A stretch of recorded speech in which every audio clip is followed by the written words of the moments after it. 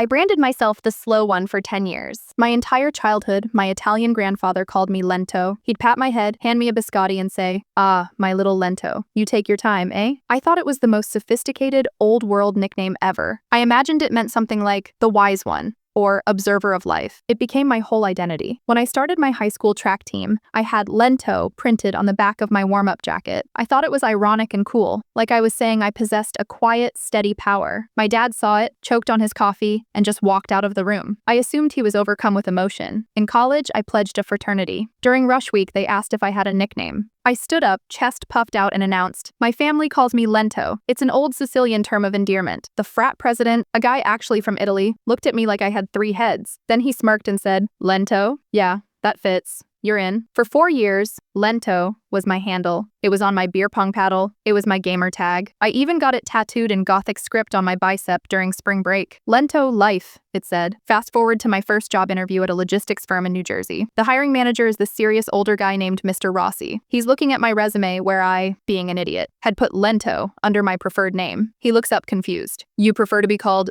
Lento?" "Yes, sir," I said, flashing a confident smile. "It's a family name. Means the deep thinker, basically." Mr. Rossi takes off his glasses, rubs his temples, and says, "Son, Lento means slow, not deep. Just slow, as in stupid, or physically sluggish." The room went dead silent. The tattoo on my arm suddenly burned like fire. I drove straight to my grandfather's house. He's sitting on the porch. I shout, "Nonno, you've been calling me the slow kid for 20 years? He just shrugs, dips a biscotti in his wine, and says, "Well, you took 20 years to figure it out, didn't you?"